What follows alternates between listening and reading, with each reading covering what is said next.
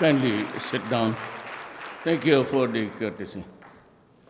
Secretary Ramon Lopez, Secretary Arthur Tugade, Secretary Jose Ruperto Martin Andanar, Secretary Alonto, Mr. George Barcelon, Chairman Antonio de la Cruz, and officials of the Davao City Chamber of Commerce and Industry, Mr. Arturo Milan, distinguished members of the business community, my beloved countrymen.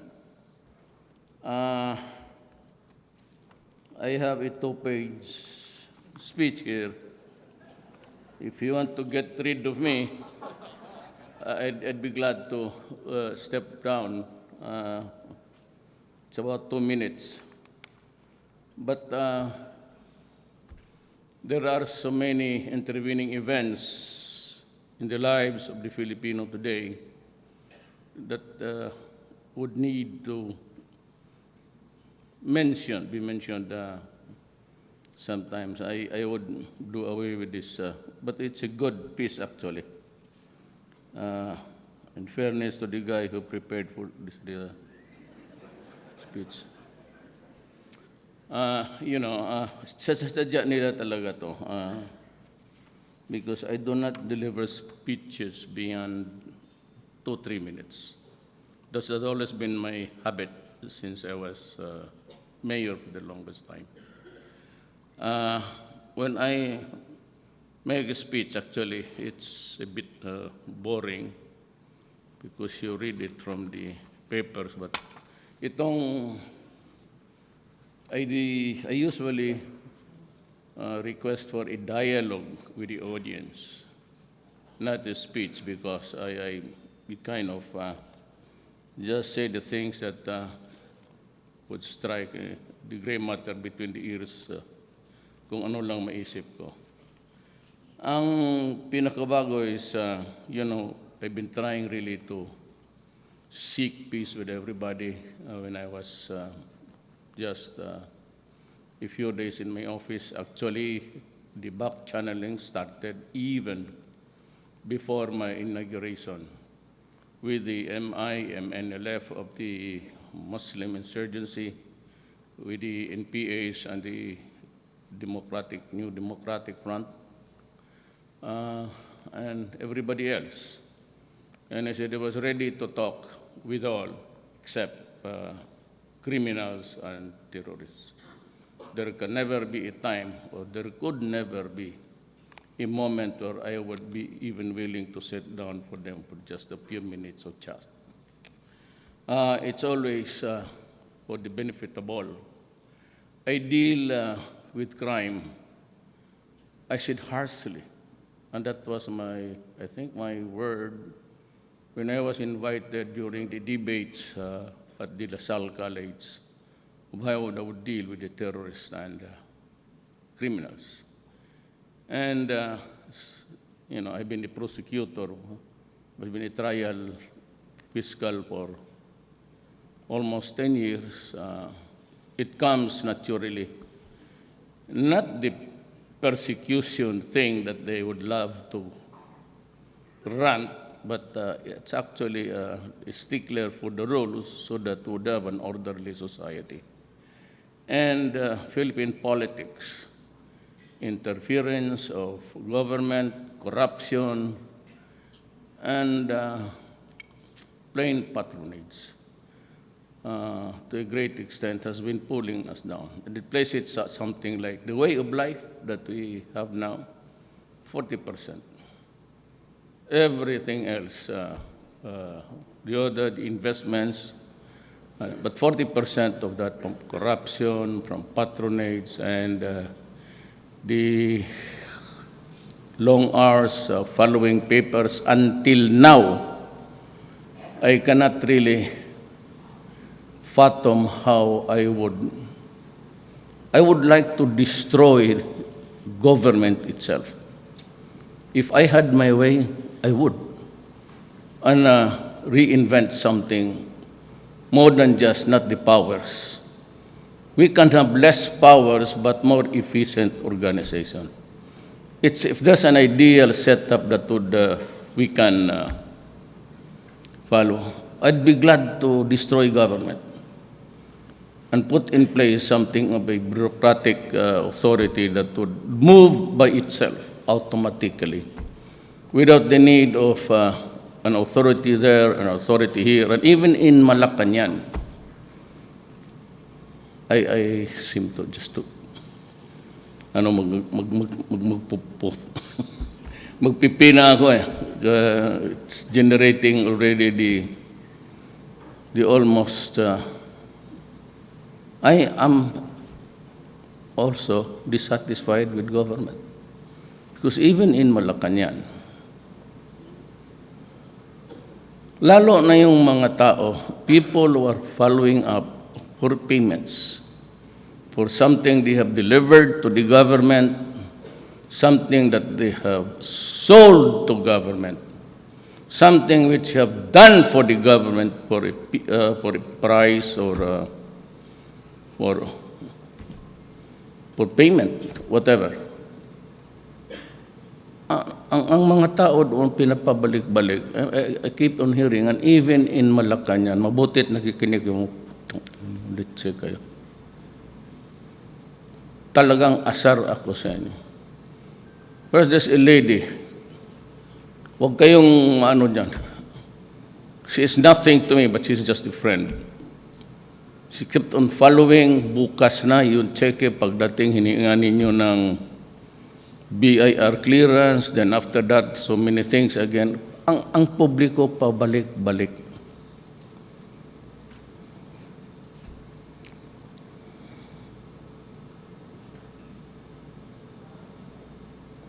I said, I'd like to destroy government now. And if we can have less governmental intervention, less power if you want, no martial law powers, we can do away with it. Me, if the Congress and everybody, the left would like to have it, I can fight the wars. Minus I'm not enamored with that martial law powers. Hindi ako yung atat-atat dyan na you suspect me just like Marcos beginning to, why do you have to refer me to Marcos? I don't know, history has judged him little by little throughout the years. You judge me on my own. I've been mayor here for 23 years. I never stole 1 peso here. I have won all my elections here with a whooping majority until the presidency. Wala akong ninakaw dito. And why would be, I'm 72 years old. What would I do with the money that I would steal? For example, the equal amount that was lost was 37 billion. What would I do with it? Wipe it on my ass? How many years do you think I could enjoy life? If you say that the Duterte is equity, close to me, those are the people who cannot really do something for the country except to bombard people with negative things. And yung mga Pilipino naman torpe, bahala kayo sarili ninyo. I only serve the majority. Kaya in an election, you win. If you get half of the votes, plus 1. So if you get 51, you're the president. The 49 can cry until kingdom come. Ganun yan eh. I cannot please everybody. Na itong gobyerno, just give me the whole month of July. And for those people who are named publicly in the 888 bulletin board, I would like to have a talk with you individually if I can, until morning time. Because my day starts at 1, mag-umpisa tayo ng usap hanggang 2:00 rin ng gabi. Because either you resign or get out from your authority if you cannot get out of government service, or I resign, ako ang mag-give up. But I'll try to make a second, not really a desperate move, but you have to kneel down before the public and you have to promise the people that you are serving that you have to improve on your service. One of the ways of corruption is not just really, pabalik-balikin mo lang. There's a certain insane thing that enters even the lowest government worker. Mapulis ka, mayor ka, you become the governor, and you think that you are somebody who can rule the universe with the flip of your finger just because you are there. Yan ang mahirap sa mga taga-gobyerno. Tangina ninyo. Ganun kayo eh. Pabalik-balik, sinabi ko na sa inyo. And even the cabinet members, noon you get about 2-3 years in NEDA. Bernie has only 30 days to process everything. Otherwise, throw your computers away and the volume of people there working for government for nothing. It happened. I thought that we could process this grid. If you have the computer, sige kayo pabili ng computer every now and then. Every day there are thousands of computers bought. But it does not respond to the public service that you would like to give to the people. In the end, I get the blame. Okay lang yan. That's part of the territory of being the president. You answer for everything. But kayong hindi makatulong, not really for me, but for the public.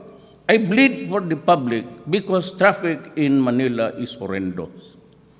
And you keep on, pabalik-balikin ninyo yung tao. Mabuti ito kung may mga escort, may mga pulis na magwangwang dyan to make way for you. The reason why I fired one of the cabinet members in the cabinet meeting itself, sinabi ko, when I was congressman, I did not use the plate 8. I avoided it because I understood the stare of the people when you go down from your car. It is really a stare of, it's an odious one. And other people say that they are being admired because people are looking. It depends on how you interpret the public. But if you know how the people are suffering from the number one oppressor, government, then, so uli ito, I'm warning you again, and I'll talk to you. If your name gets to be published there, ang gusto ko naman sa publiko, ang hina naman kasi inyo, report to me the name. Name the employee publicly. I will protect you.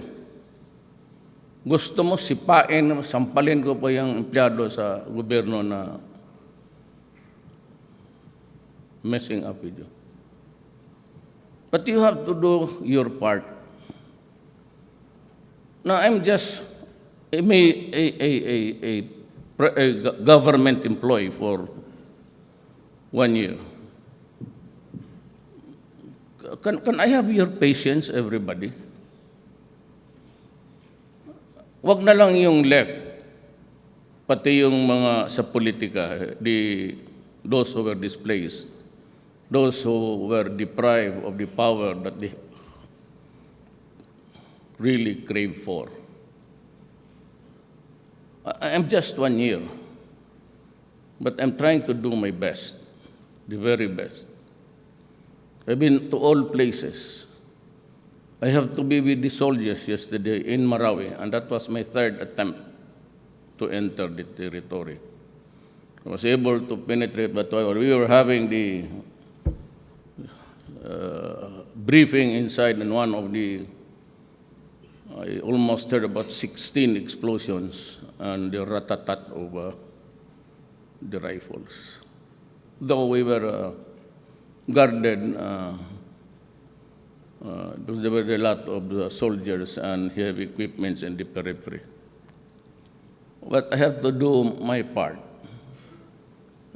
And as always, I sound to be braggadocio when I say that you should not be going there because the security of the president. I said, my life is not more important than the life of a soldier. We are the same. We work for the government. We work in the service of a republic.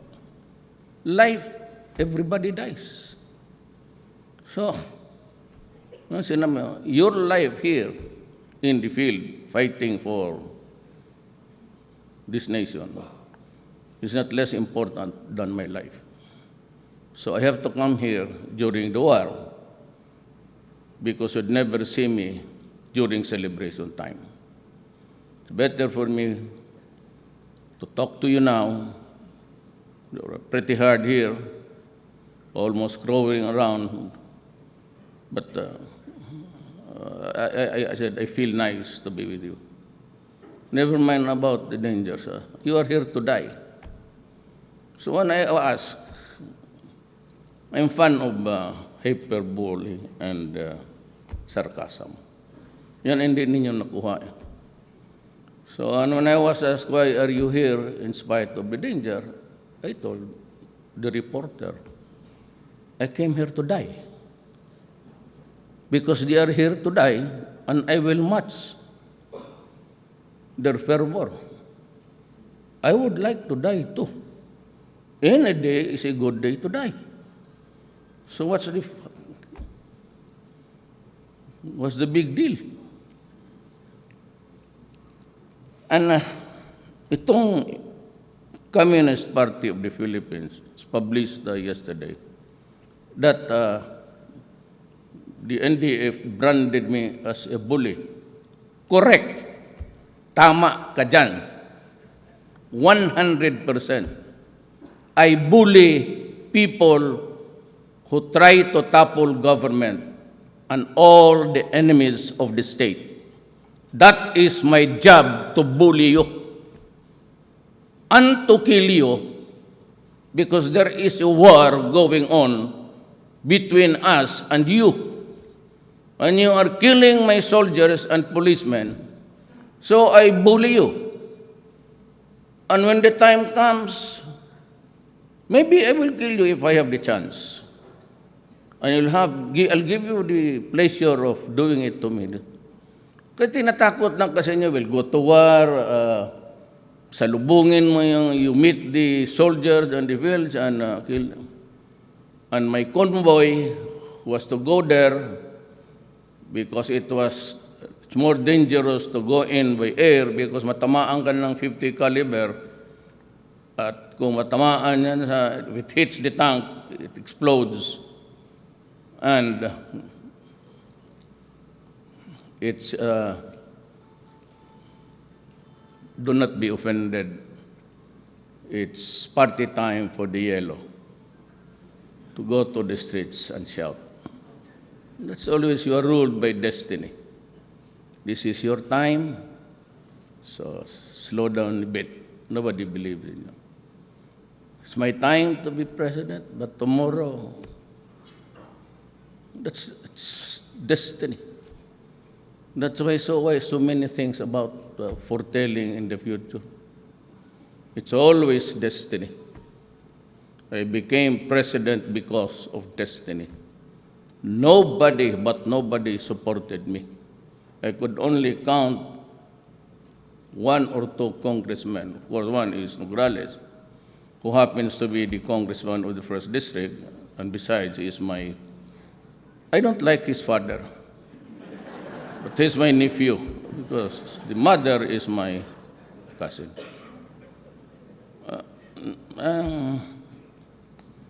We talk, I've mellowed down a little bit. In the days past, said, I will slap you when I see you. Now I'll just, if he will invite me for coffee down there sa lobby, I will accommodate him. Itong komunista, wala talaga kaming ginawa na maganda. So, kung ganon, remain in that state of mind and do it for about 5 years. If I do not die in the fullness of God's time, if I get to live, suffer about 5 years. It's not too much, really. But I have to do something which I believe is good for my country. And sabi ko sa komunista, talking during an event like martial law would render the talks unnecessary. I believe you, Mr. Season. You are right. We stop talking. We're wasting our time. This war that you are fighting, I was listening to you when I was a student. That was 50 years ago. Let us renew the fighting for another 50 years. This is what you want. Anyway, all of us will not see the light of day of this revolution of yours. That is too far away, 50 years. Let the Filipinos sacrifice. Karamihan naman mga sundalo mo mahirap taga-bukid. And the Lumads and the indigenous people. Let them die. Me, I have an armed forces, a navy, and police. I can fight for another 50 years. Let us agree on that. And let us be ferocious as each other. No quarters given, no quarters asked. That is how it should be. So, binubuli ko kayo. Talagang binubuli ko kayo. Huwag hindi ka nagkamali. Sabi mo kung may martial law, it becomes like well, let us stop talking. I'm tired. It's a great expense to be sending people there for nothing. So I might as well just use the money, whatever. Let's stop fighting, let's start fighting, stop talking. Itong terrorism, there is no compromise there. I will not talk. I will not talk. I will not even whisper. Let it be there. I have the soldiers of the Republic. They know that if they join the armed forces, the security forces, they will die. They know that. They are right. My soldiers and policemen are ready to die. So be ready. But itong MI, the revolutionary fronts of the original entities that fought government on an issue of nationalism. And for those who do not know their history, in 1521, Magellan landed in Leyte. He brought with him his cannons, gunpowder, his swords, and the muskets, at that time the rifles, which could hit a person from a distance. And that was your advantage. And you brought along religion. It was an imposed religion on the people of the natives at that time. It was not a choice, actually. Garute ka, and even the Filipino friars, the priests at the time, were even executed for being nationalists, for just the love of country. Because they hated the imperialists. So you conquered Visayas and Luzon, but not Mindanao completely. The most was the Fort del Pilar in Zamboanga. to stop the inroads of commerce and trade, to stop the entry of Islam. But 100 years before, they say, but I would put it at something like 70. When I was a congressman, I toured Malaysia and did some archives reading. I'd place it about 60, 70. Islam was already here, firmly planted. Most of the tribes here were already Islam. And Spain, with a little amount of force, but not so much when the time of the Americans came for 50 years. Massacre after massacre. And what's very ironic in life that we did not have that instant cameras and all. And not even the one that when you click it, the pictures goes out automatically. It was the American armed forces, army, who were taking pictures of the people there, of the Moro piling up, dead. And those archives came from the American archives. And it's now in the hands of everybody. And you could see the pile of bodies there. And with his one leg was placed on the body of a woman there, on top of the breast. Kaya ganon ang away dito. There's so much hatred.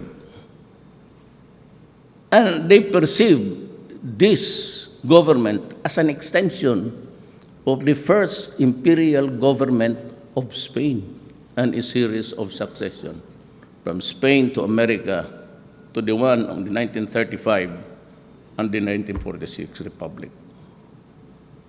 That's how the story goes. So that I know deep in my heart that the Muslims only want, because they do not want to fight to dismember the country, they just want a setup like federalism. Let me warn you here and now, and remember me this for all time when things go wrong. There will never be peace in Mindanao or even in the Philippines if we do not shift to another structure. Ang hinihingi lang nila is a strong regional governments and a federal structure. My take is that you can have the models everywhere, anywhere. It's for the picking, but choose a parliament with the president, but with a limited but powerful powers. In the early gestation of a federal setup, you would need somebody strong. Because if not, it will become the city-states like the Balkan states. Croatia, Serbia, ganon ang mangyari dyan. Remember that. Talagang puputok to. That's why I am ready to talk. We are talking now. Nor has the service right to talk later. I will respect that. But we have to continue talking because their demands are legitimate. It is a correct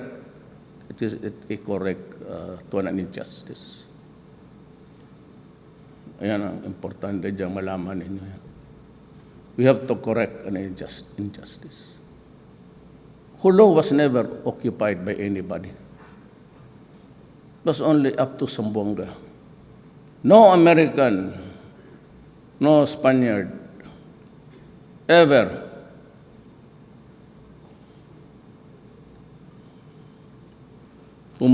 entered the place there to claim anything, sovereignty or otherwise. Ayun ang. So to the enemies of the state, number one is the Communist Party of the Philippines. No more talk, let us fight. I'll save enough money for the arms. I'll buy the new ones, the precision-guided missile. And there's too much of us, 110 million. We can sacrifice about 20. So it becomes 80. Hindi na overpopulated. So we can urge the priests will have a good time banning everything. Good. Continue your production every night. Wala mo problema yan. But, I find it really silly. You threaten us with what? Who are you threatening? We are Filipinos. You are Filipinos. You want to destroy this country? We will join you in destroying this country. God. Huwag mo akong takutin. Bully. I am a bully. I really.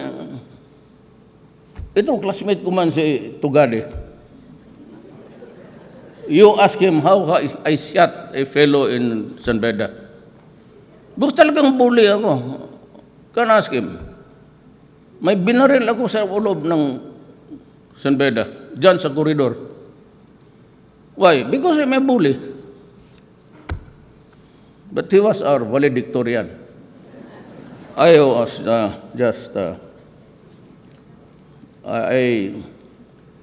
but I was part of the 10. Hindi first 10, last 10. Wala tayong utak dyan. I am just good for 75. So we are trying to save money. Yung iba sabi, the stocks are going down.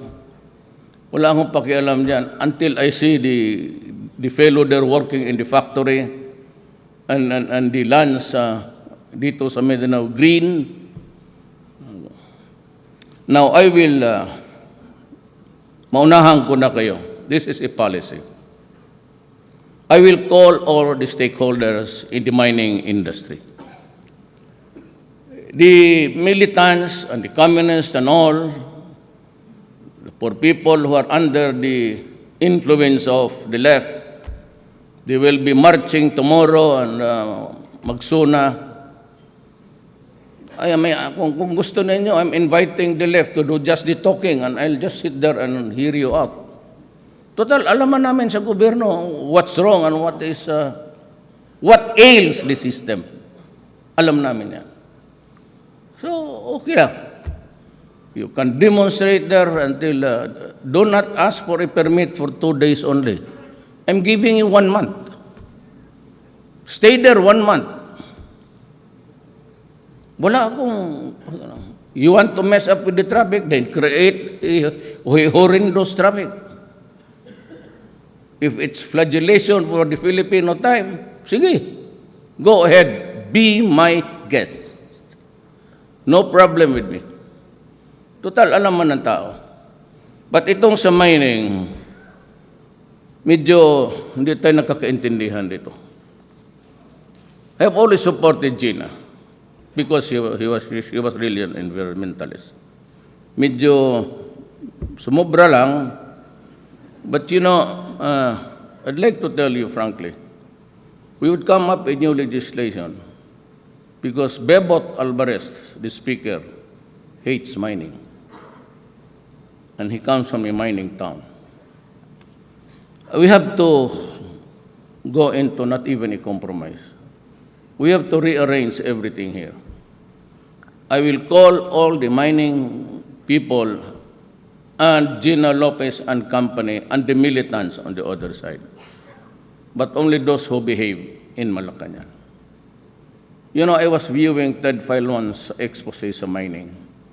And of course, added to that was the clips that were shown to me by Gina in the last few months. Ganito yan eh. Nakikita ninyo yung tailings. Nakikita ninyo how the siltation has affected the waters and the seas. I do not have to convince you. You are there operating, and you know that the rivers are already heavily Not a river anymore, but an egress of for some of the waters from coming in from the mountain. It's not a river. You want to cry? Well, I'll tell you. Tell me, because I will arrange for you. Just approach me after this. I'll bring you to the Walwal. It's a mining town. Started with a few policemen who are, the three of them are very, very rich now. Then yung small time, naging big time, and power, yung mga mayor daw, municipal mayor, pinagpapatay. They were quarreling because of gold. The lure of gold. I'll bring you there. I was there because I was sent by President Gloria Macapagal Arroyo to fix the things there because there were, almost a daily encounter, and itong left. What they did was to place the coffins of the dead miners there. There was a collapsed mine there, and to show their protest, they lined up the coffins on the highway, across the highway, and so traffic was building up until almost on the boundaries of Agusan del Sur. So I had to fly there and talk to the people and to the communists. Kasi kaibigan tayo noon. But unfortunately, then when I was mayor, you come to me, I go to you, and we can talk, we can arrange, because I was just a mayor. And ngayon, pasensya na lang. I'm really very sorry to break the friendship because I now handle the affairs of the nation. And just to remind you, itong mga walang utak, mga duwag, Marcelo, it will go create dictatorship. If I want to be a dictator, all I have to do is to be in good graces with the military and the police. All I have to do is to promote them all to general. And I can have an army. When I have the backing of the army and the police, that shit of paper called martial law powers is really nothing. That's what happened to us with Marcos. All I have to follow is, may template na ako. Or, and even in good faith, sabihin ko that I have to stay as president for 30 years also. It's not in the martial law provisions of the Constitution. That paper tended to the wastebasket if you have a son of a bitch. Because it is really in our oath of office. In not so many words, it says, I, Rodrigo Duterte, under oath in front of God and the people, tell you that I will be responsible in protecting and defending the Filipino nation. Period. Hanggang dyan lang ako. And it has something to do with my country. Wala na yung martialo, suspension dito. I will do everything that I have to do to preserve my country. Do not give me that constitution na puro yung Congress nga. Oh, do you think that I would have to go to Congress? Of course not. Huwag tayong magbulahan dito. A determined despot would do it even with or without your blessings. You are dreaming. But I'm telling you, I am not. I am in a hurry to end my term. If you ask me if I'm happy being president now, no. Di ako, bakit? Well, I'm old and I realize that maybe, sabi ninyo, nagpa-hair transplant ako, hindi naman ako balding. Alam mo, hair transplant, nakikita mo ito, minsan puti, kasi ang buliyo ko dalawa. Totoo yan, ayang isa oh. Pag umikot yan, nakikita yung, kayong mga loko-loko, the speculators of, hindi doon yung sa Securities and Exchange Commission. Alam mo, pag nagputi yan, hindi dito makover mo. Ihinapay mo lang ganun, makover yung bagong tubo. Dito hindi kasi nandyan yung puyo kung dalawa. So, ang hair transplant ko, mura. Ang ginagamit ko yung parang parang pencil na may ganun mo lang tapos sabihin mo doon sa helper, hair transplant. Wala na oh.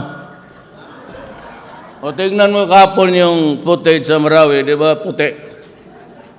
O ngayon, may nakita ka pa.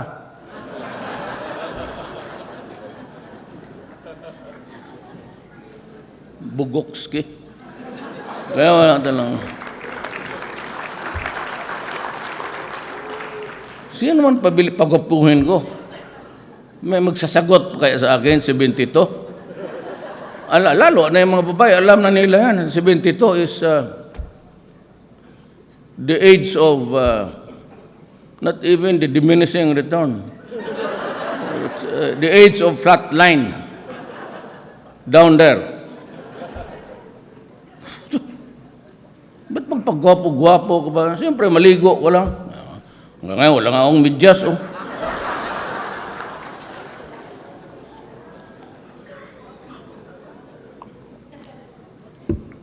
Mabuti ang maprangkahan tayo. So that's di pa. Tawagin ko kayo. Sabihin ko sa inyo ganito, ito nakita ninyo. Look at the slides about good practices of mining. Then I will ask everybody to focus on that. Then, tingnan natin yung slides ng mining doon ore. Tingnan natin. Kung makita mo yung siltation. So people are deprived now yung basic livelihood na. Alam mo, ang pinakamura isda eh. They can grow in the river, may fish pen sila, haluan, mudfish, and that's protein to them already. At yung tanong nila, yung palay nila, nagtuyo. And the soil has cracked. And so, what am I supposed to do? Just leave it that way because the mining industry pays government something like 70 billion a year. 5% lang ang tax ko. So, paano yan? Paano yung mga tao na hindi kasali sa corporate world? Not connected with your business. What will happen to them? Inadequate food, cannot grow anything anymore, and they are suffering. So if you want, if it's really, it's a good business because if it is not, then why are you there? Napakababa yung taxes, why don't you compensate the people that are deprived now of the things that they need and not there because of mining? Fair is fair. Either I collect taxes, increase the tax, para I can think of something to replace what they have lost, yung mga tao, or you agree with the people there affected or hard hit by mining Ay, alam ko, it is not an intentional thing. Let us not kid each other. When you begin to scrape the soil, an open pit, there is already degradation even during that time. No, ito lang ang hingiin ko sa inyo. Come up with an arrangement where it is fair for everybody. We cannot stop mining because there is a mining law that regulates the industry. If we want mining to stop, we'll have to abrogate or scrap totally the law. But we just cannot sit there on our ass and just watch this evolving before our eyes, and there are people suffering.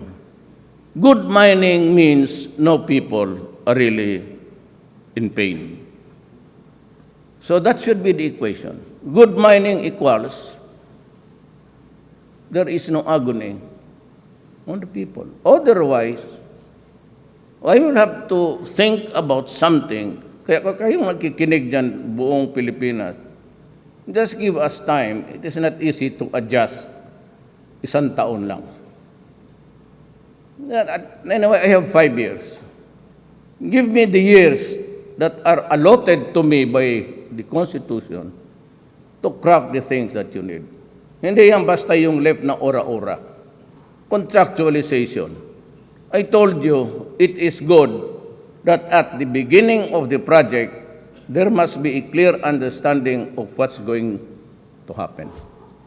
If it's really something permanent, then we will see to it that it's going to be permanent. Pagka naman yung project, if you are contracted by a private company to build a bridge there, tapos tatapos na yung bridge, the project has been done, and you want still the company to pay you. As a matter of fact, he is waiting for some event or some luck there that he can get. He will be awarded with a bid and something like that. Anyway, you should not pay for. You must be fair. Do not use poverty and hunger as a. Otherwise, we'll all go hungry. If you are not in a hurry and you push for something like kayong mga lumad, ilang taon na kayo nag-aaway ng gobyerno? Ni hindi naman lang kayo nakauwi ng bahay to see your children grow up without a father. What you do is that your father goes to your house secretly, sobrosa, just to have a 1 night, 2 nights with the wife, and then she gets pregnant and the child grows up not ever saying, pag namatay ka. Tapos 50 anyos na, believe pa rin kayo sa komunista. Anong ginawa niya kung hindi magpataba? All talking. They are all ideas which you, kayong mga taong naloko, got enamored with, just like us when we were young. That's why I used to listen to Maria Season. Kasi mga idealists kami. I wanted things to be done right away. Gusto ko ganito, ganito. But life is not like that.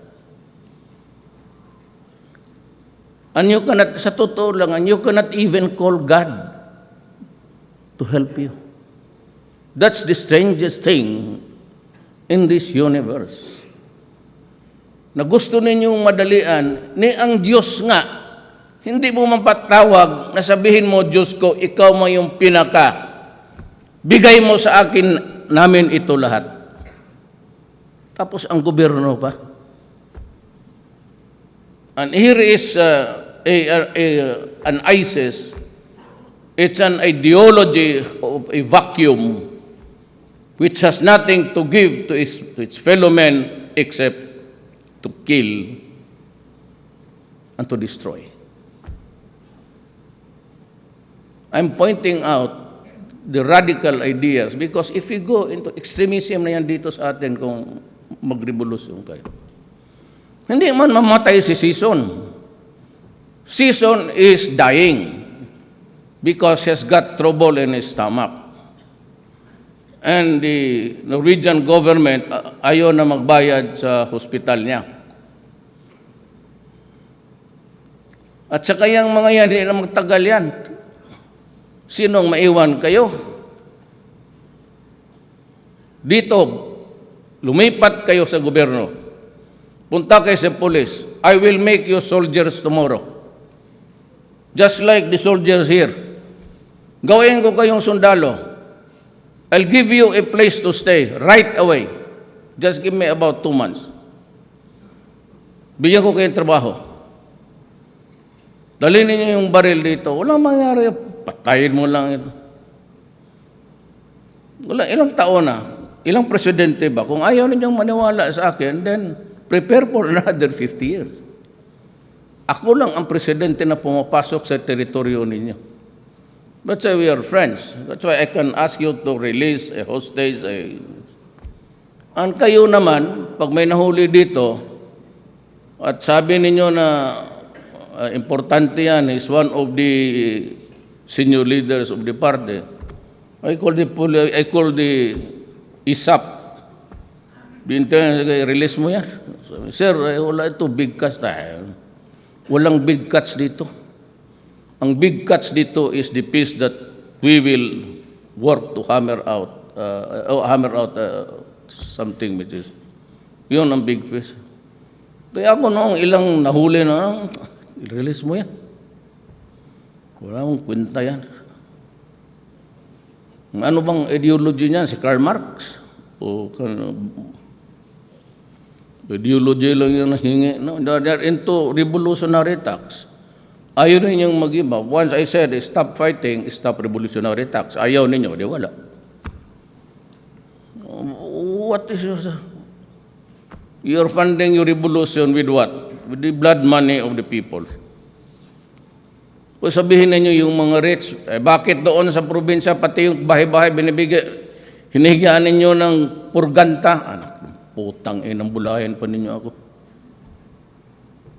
Wala tayo magbulahan. Bakit siya pang mahirap dyan? Hinihingan nyo, inaakyat ninyo sa bahay. Tapos sinasabi ninyo, yung revolutionary tax lang para sa mayaman. Tinatamaan ninyo lahat, ang totoo lang. Kaya huwag tayong magbulahan. And you are leaving the fact of the land of the other people's property. That's what you do.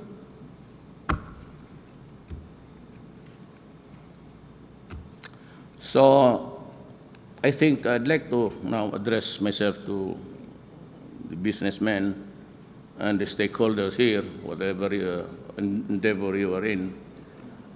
Fundamentally, it's peaceful. The fight in Marawi would soon be over. The one thing that's stopping us now is yung sa mosque. It's a big one. It has underground tunnels, but not so much about that. But may 300 na hostages sila. At sabi ko, we'll just have to wait it out. Sabi ko, do not attack. Baril-barilan lang kayo dyan, pero huwag yan, lusubin ninyo, tapos i-behead yung, they would begin to behead people there. It's not important to me kung Moro ba o Kristiyanos o Vietnamese. It's important is we do not want to kill people. So even if it's expensive, yung kikita lang niyo, tumatakbo dyan, di paputukan na niyo, but no assault there. So 300 people, that's 300 lives. If you have to wait there for 1 year, let us wait for 1 year. But I said, give them food, because there are people hungry there. Huwag lang bala, pagkain lang. Anyway, they are there as prisoners also of the other side. So it's our duty it's a moral duty to see to it that they live and that they are fed. Communist Party, so bumaba na kayo. Wala yung, galing ako dyan, estudyante ako.